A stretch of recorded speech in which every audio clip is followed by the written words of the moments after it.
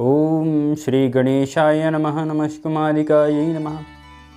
ओम शं शनेश्वराय नमः। आज हम ग्रहों में एक ऐसे ग्रह के विषय में बात करते हैं जो कि न्याय व्यवस्था के लिए कर्म फलदाता के रूप में जाने जाते हैं, जिनके प्रति लोगों में बहुत ही भय व्याप्त हो गया है। लेकिन वह ग्रह मेरी दृष्टि अगर जो कहती है कि भाई वो ग्रह जो है अपने आप में बहुत ही महान है। महान इसलिए क्योंकि वो व्यक्ति को पहले प्रिपेयर करते हैं, पहले तैयार करते हैं, बाद में फल देते हैं। वह फल से जो है चूकते नहीं हैं, फल तो देते ही हैं, सिर्फ थोड़ा सा विलम्ब करते हैं। तो बात हम कर रहे हैं शनेश्वर की, यानी कि शनिदेव की। शनिदेव सूर्य के पुत्र हैं, लेकिन पिता पुत्र में बनती नहीं। और सूर्य के विषय में जैसा कि आप जानते हैं, सूर्य का स्वभाव तेज युक्त है, लेकिन यह उनकी पत्नी छाया से जो है उत्पन्न है।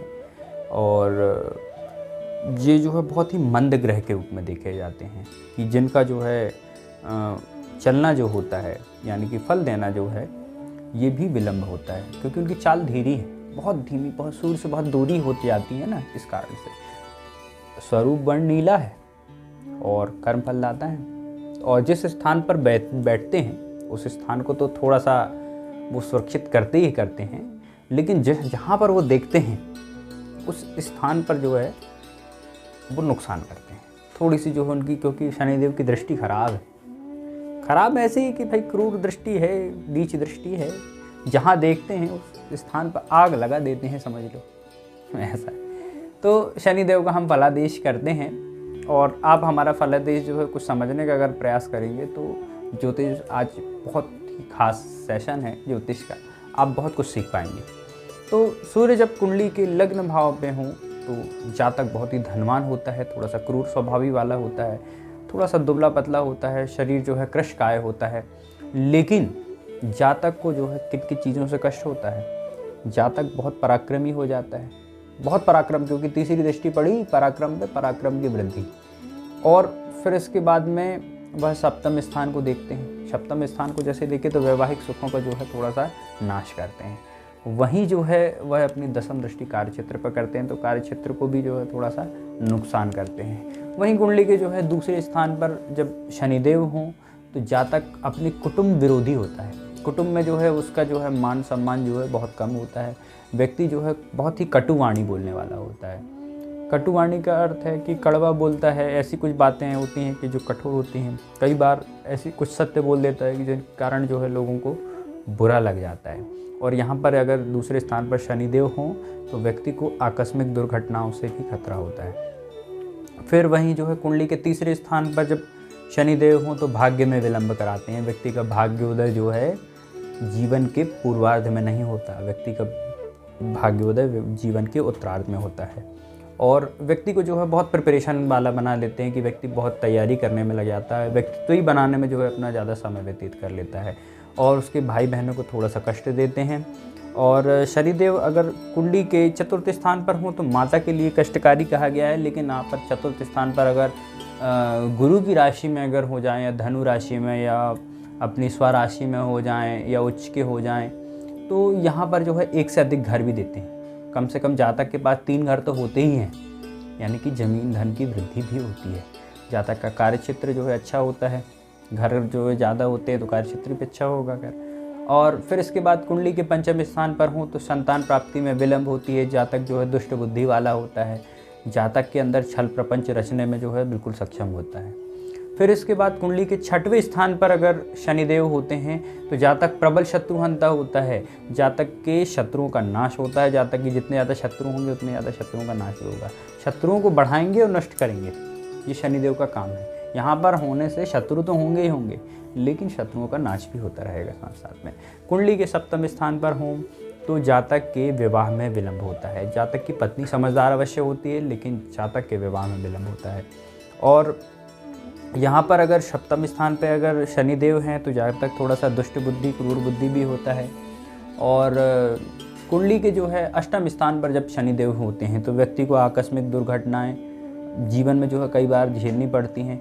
व्यक्ति रोगी रहता है प्रायः, लेकिन रोगी रहने के बावजूद उसकी आयु में वृद्धि होती है।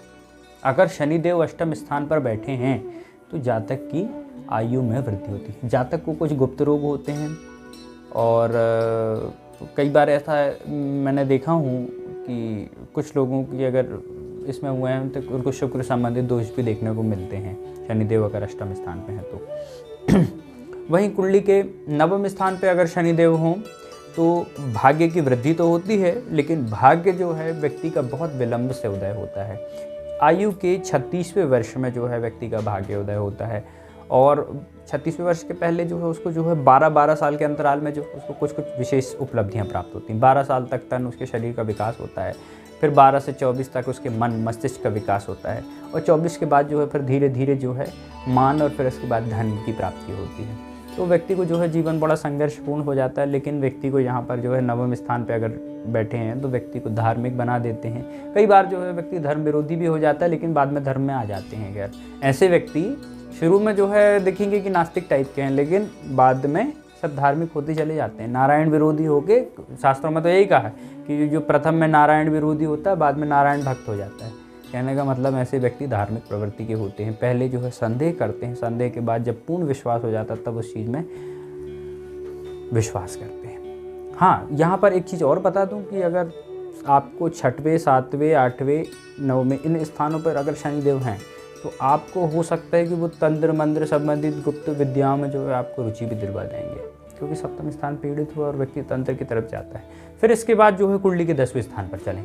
कुंडली के 10वें स्थान पर हों तो व्यक्ति को बहुत यात्रा कराते हैं शनिदेव। यात्रा में कष्ट भी देते हैं, साथ साथ यात्राएं भी होती हैं।